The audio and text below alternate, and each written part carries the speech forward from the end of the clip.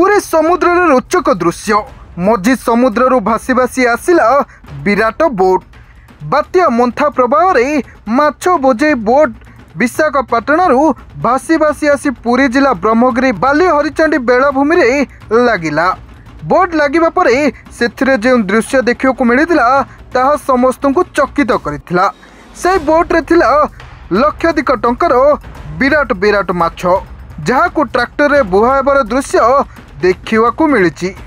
विशेष सूचना जना पड़ी जे गतकाली राति विशाखापाटना रे 10 जन माछ धराली एंकर पकईथिबा बेले मंथा बात्या प्रभाव रे एंकर छिड़ी जवारू बोटी भासी भासी आसी बाली हरिचंडी कूल सुरक्षित भाव में लागिथिला।